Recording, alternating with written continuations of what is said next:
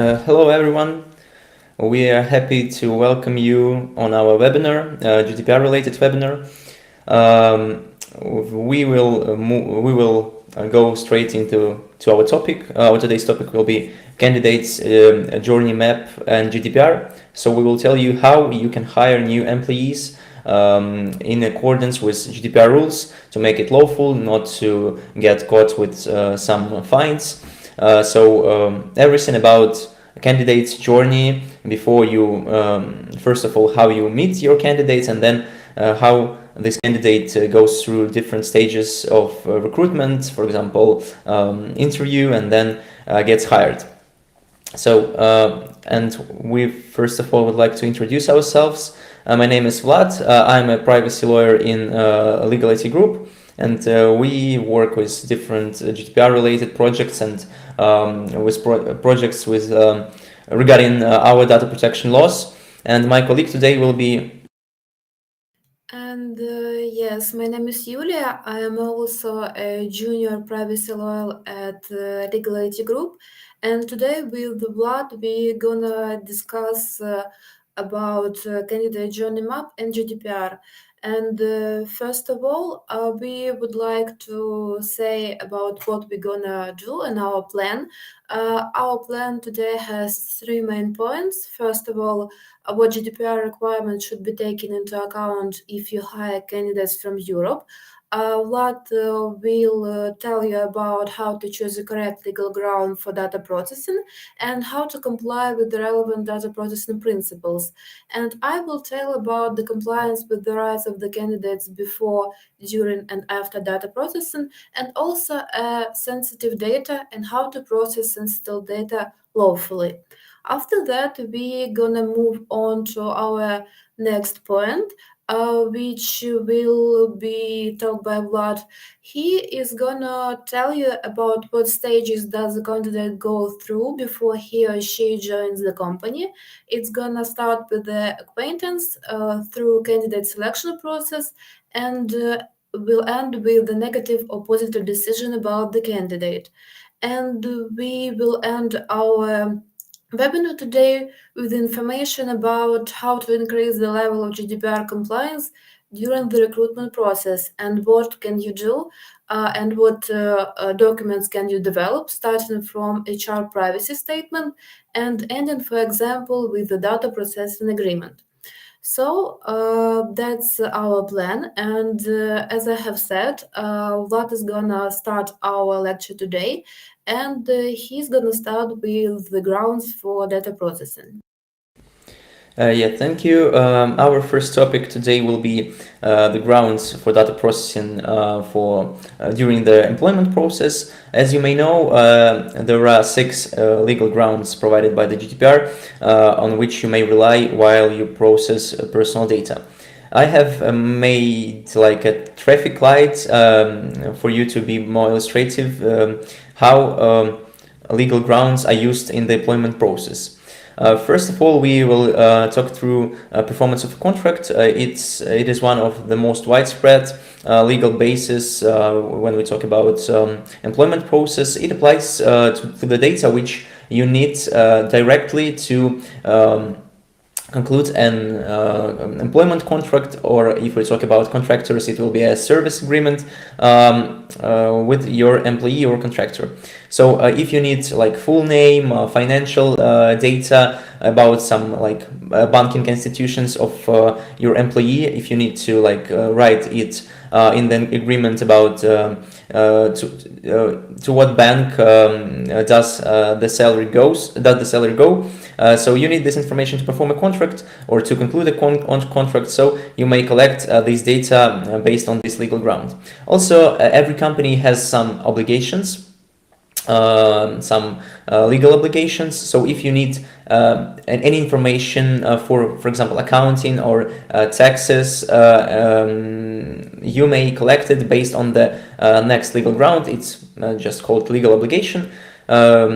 that's particularly it about this legal ground. Also, you may use legitimate interest to collect employees' data.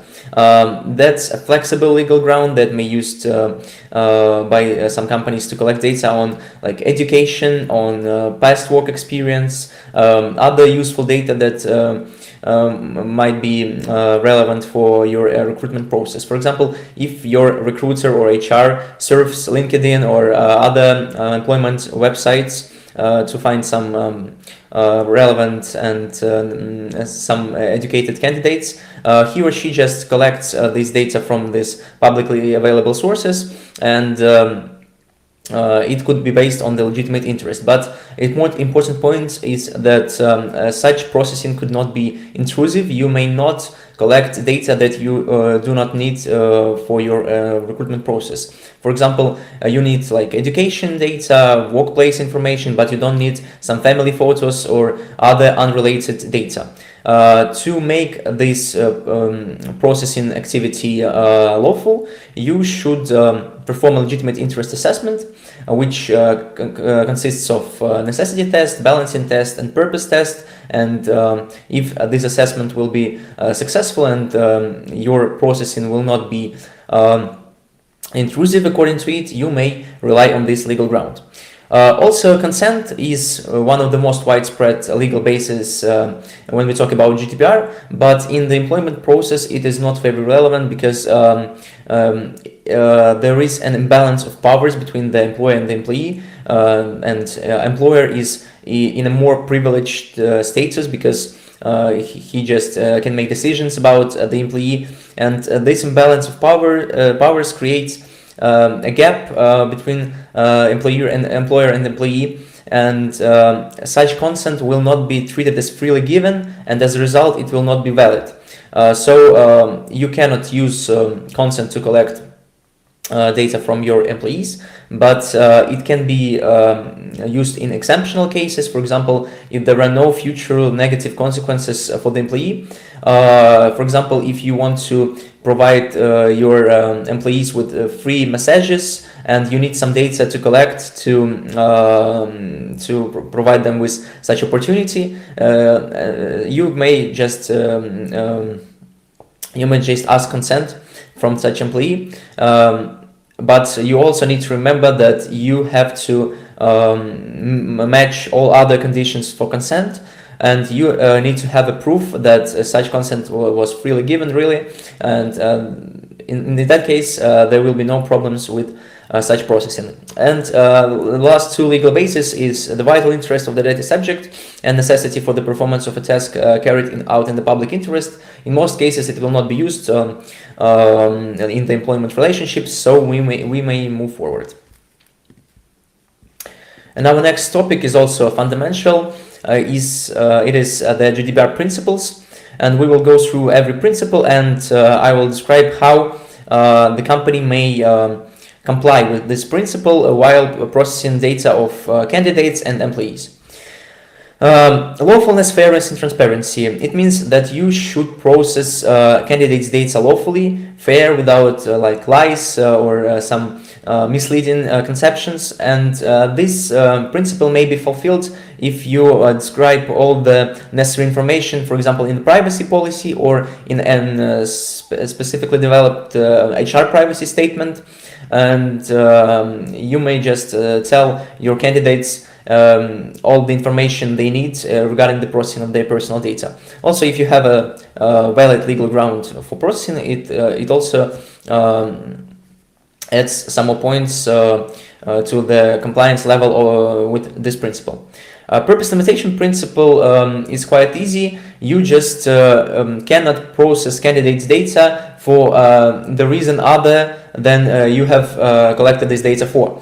For example, if you collected candidates' data for the recruitment, you may not use it for the marketing purposes and sending like mails to such candidates. You need to like have a separate purpose and a separate legal ground for such processing. Data minimization, I have mentioned it before. You just cannot process data that you do not need. For example, like I have mentioned about LinkedIn and collecting data based on the legitimate interest legal ground. You just need to define an explicit list of data that you need for recruitment, and do not collect any greater amount of data because you don't just need it, and it will be the violation of this principle.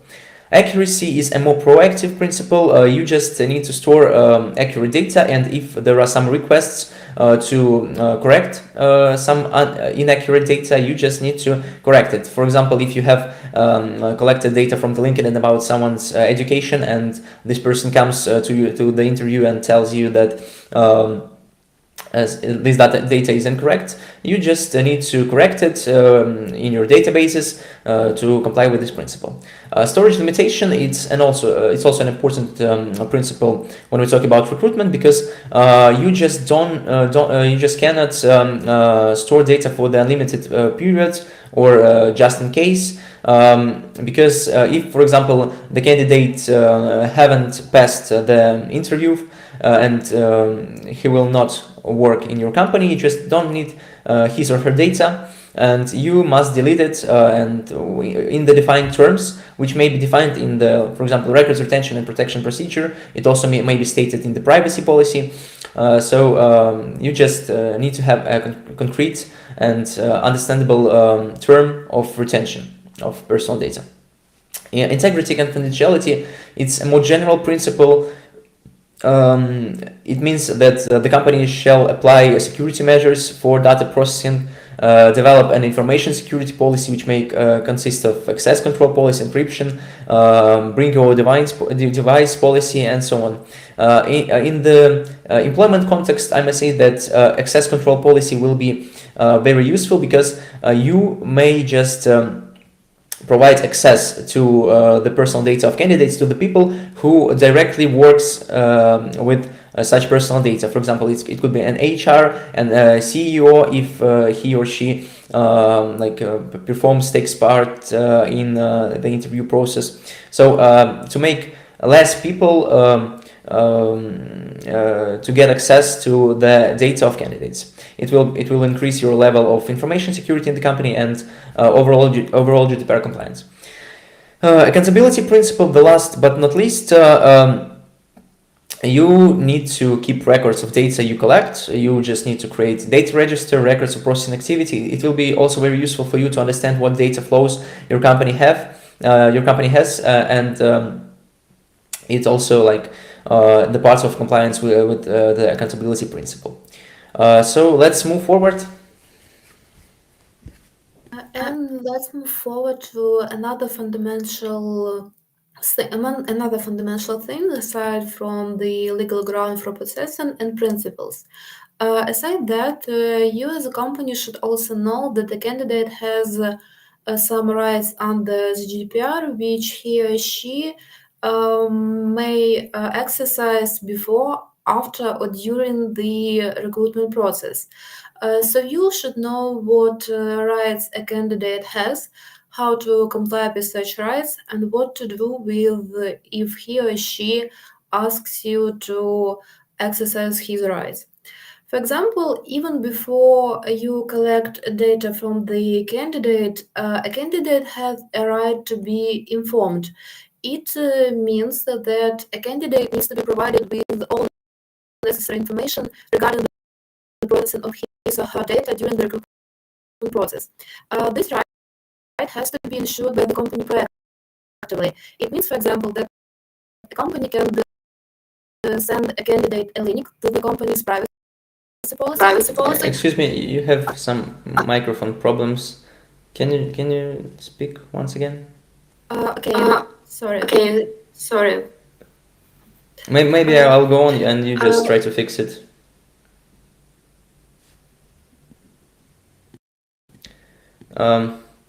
Then you may go. Yeah, we'll continue. Then you may go.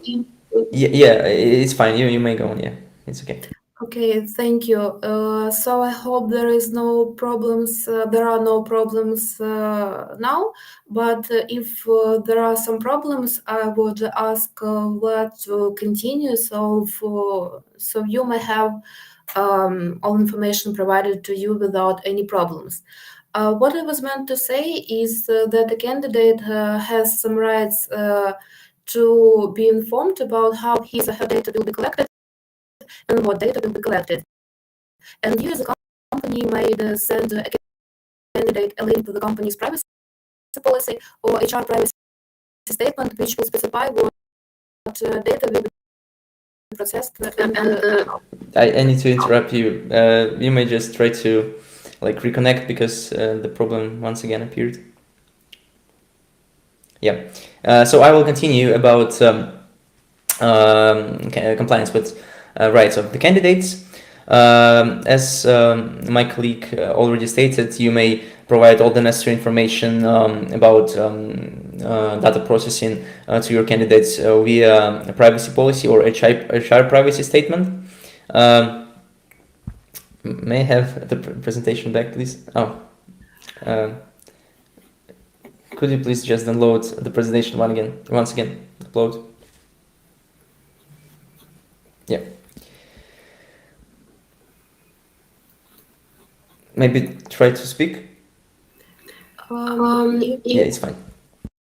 Okay, so as Vlad said, it's fine, but if there are any problems, I'm sure we will need to somehow solve them again.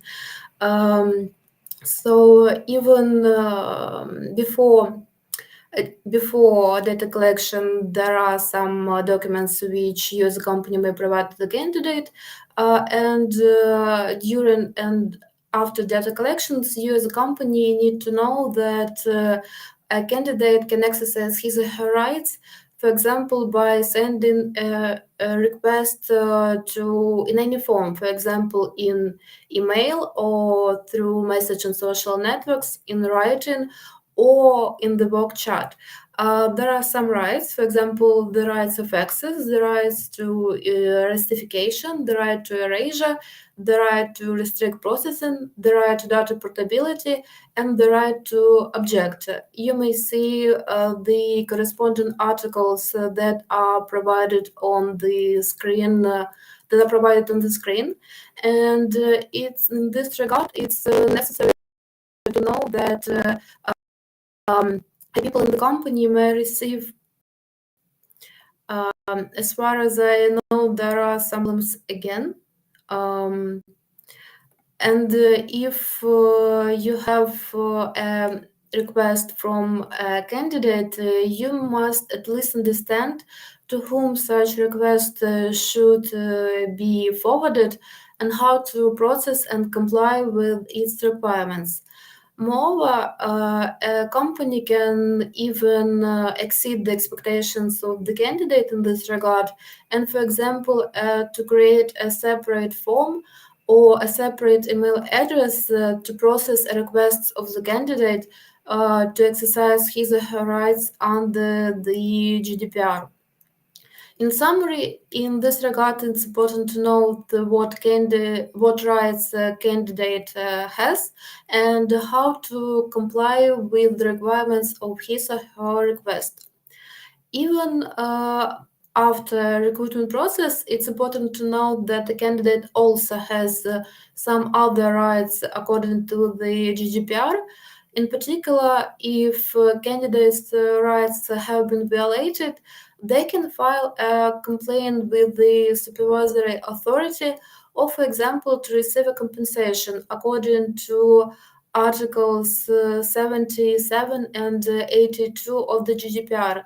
That's why it's important for a company to comply with the GDPR requirements in the recruitment process beforehand.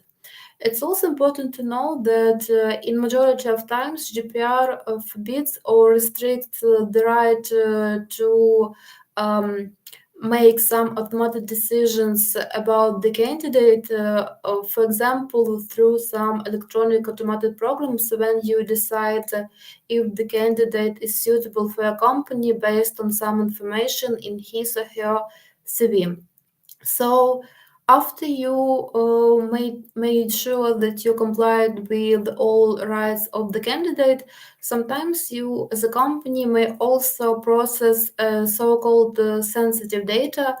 And it's important to know that GDPR has some requirements about how such data can be processed and why. For example, in the beginning, you should take into account the definition of the sensitive data.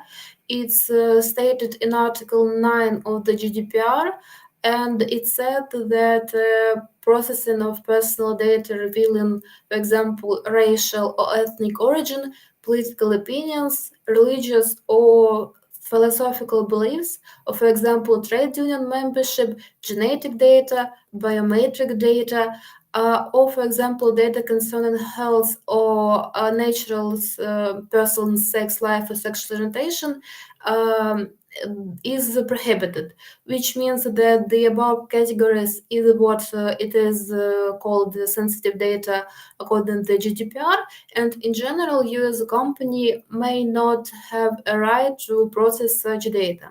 However, it's important to note that there are some exceptions. For example, there are two main exceptions that are used by the companies when they process personal data, special categories of the personal data of the candidates. First of all, they can process sensitive data if data subject has given explicit consent for the processing, or, for example, if such processing is necessary for carrying out the obligations and exercising specific rights of the controller or the data subject in the fields of employment and social security. However, there are some things that you should pay attention to. For example, it's important to know that the GDPR requires explicit consent for the processing of sensitive data. It means basically that you should be able to provide a confirmation of consent, for example, in written form with the signature. Such consent may also be done via online form, email, or, for example, by signing a document with an electronic signature. And if you as a company would like to apply the second exceptions in the field of employment and social security, you should pay attention to the fact that may only be applied for the employees and not contractors. And you should also be in touch with the relevant provisions of the laws of the of the European Union countries from which a candidate is from. That's because if you have a candidate from a specific European Union country from European Union, such country may have some additional provisions in its legislation about what categories of sensitive data may be processed by the company in the field of employment and social security and so on. So that's why you should also know this information before you process any sensitive data about your candidates. Aside from that, Vlad is also gonna tell us about some points and interaction with the candidate. Yes, thank you. We will go through like three steps, three stages that candidate goes through during the employment process. First of all, in the digital world, first meeting with the candidate may be in like any sphere, any field. It could be like in LinkedIn, you may hire people through your website. You may receive some emails with the candidates' CVs and so on. You may use special job search sites like WorkUA or something like that. Or your employees may just invite their friends and it will be like a referral method of attracting new employees. During this stage and during the stage of selection process, the company usually collects like the necessary data it needs to hire and to like understand whether the candidate matches the company's requirements. It could be like name and surname, telephone number, email address, to contact with the candidate, some personal data which may be in the candidate's CV, like education information, workplace data. like some certificates and any other information the candidate shares with you through the CV. And also cover letter may contain more additional personal data. It also could be a source of like receiving personal data from a candidate. Legal grounds on this stage will be performance of contract, or sometimes explicit consent if you collect some sensitive data. For example, it may be you may need like some medical data because the work requires like the person, the candidate, to be healthy in some sense. So also it could be used legitimate interest and legal obligation in some cases, as I mentioned before, like in the beginning. Also, during an interview, you may need to collect additional data about the candidate. It should be taken that it will be like a separate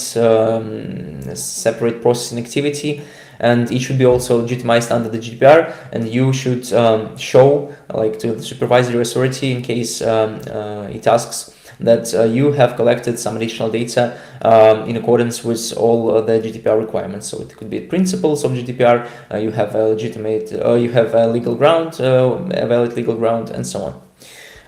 And what happens next? You have performed an interview with the candidate, and then you need to make a decision to employ this person or just to reject his vacancy.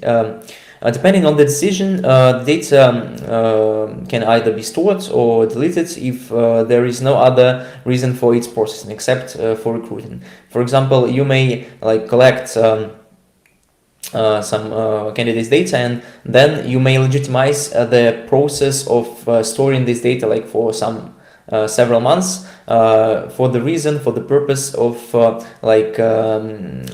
mailing this person once again in case you haven't found anyone better than this person, and you just need to legitimize this process to find a valid legal ground, and then you may store this data lawfully, but also you just need to remember about the principle of storage limitation, and it should be in proportionate terms, which does not violate candidates' rights.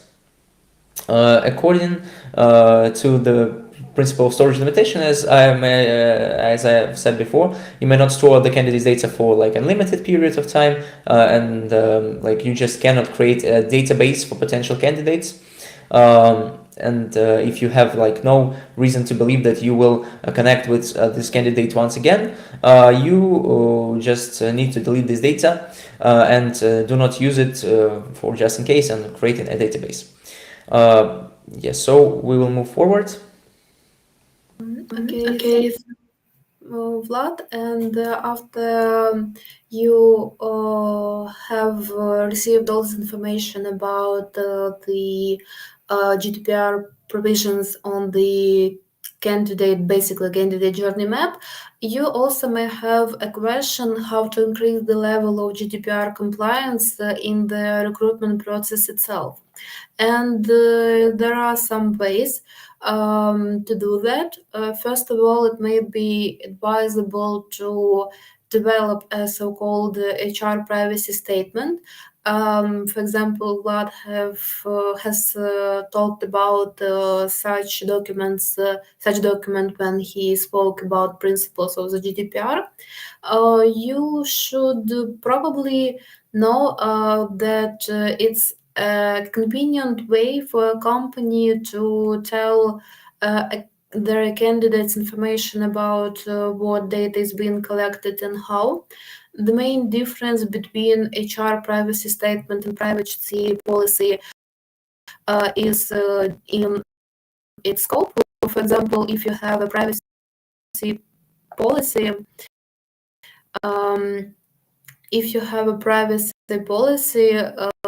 then it's a general, usually it's a general information about how data is being processed. And if you have an HR privacy statement, it has information which specifically state how data is being processed in the recruitment process itself. So that's the main difference.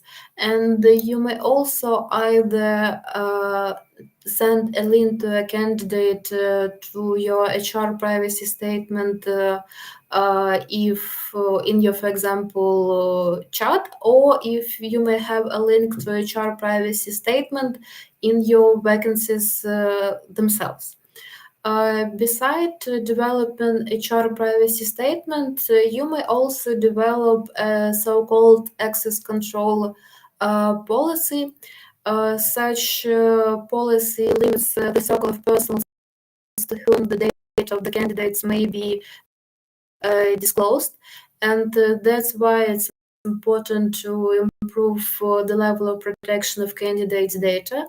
For example, you may create a special email address or, for example, a special channel which will have information about the candidates and what persons have access to such data. After a candidate becomes your employee, you may also need to sign a data protection agreement with them. For example, you may need this agreement if your candidate is going to process some data, and such data processing agreement is going to be a legal binding contract that will state the rights and the obligations of each party, your and your employee, regarding the protection of personal data. Sometimes you may also need to include a standard contractual clauses in such data protection agreement. It happens if the person you're cooperating with is outside of the United Union, and there is no adequacy decision of the country from he or she is. For example, that's why, for example, that happens when a candidate is from USA or from Ukraine, and in this specific instances, you may also need to include the standard contractual clauses, which basically help to increase the level of protection of data and to has such level of protection on the level of GDPR. Aside some documents from HR privacy statement to data protection agreement, you may also ensure that you have some organizational and technical data protection measures. Such data protection measures can vary. For example, they can start basically from encryption and password policy and end with antiviruses. There are no like a specific list of organizational and technical data protection measures that a company should comply with. However, it will depend on the company itself and its relationship with the candidates. So it's for you to decide what measures should be taken and what documents should be developed or signed in this regard. However, you may also take into account, for example, the guidelines from a European Data Protection Board, which may have some additional information on how to increase the level of GDPR compliance in the recruitment process. So, if you don't mind, I will shortly summarize what we have been talking about.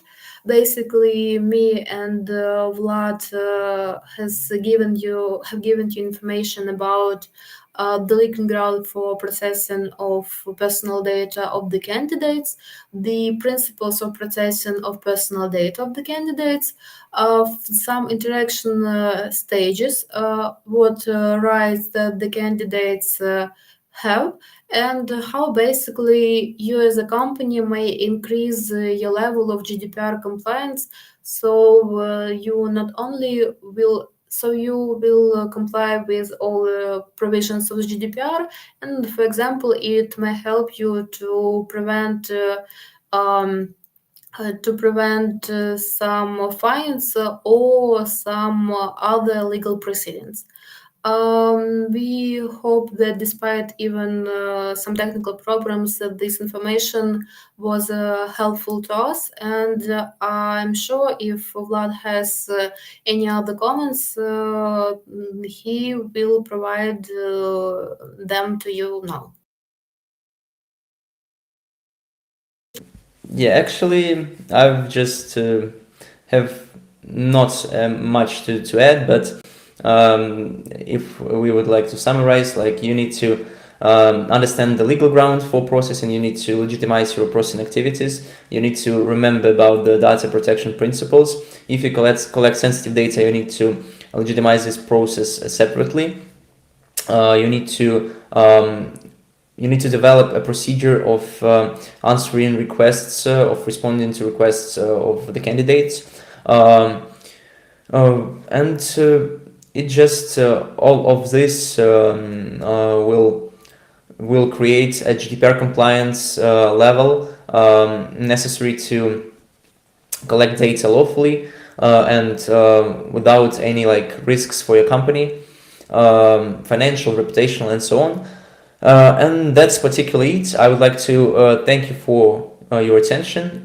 We would be happy to see you on our next webinars. You may just follow us on social media. You may email us if you have any additional questions about it, or maybe you need some kind of consulting services. And that's it. Thank you very much. See you.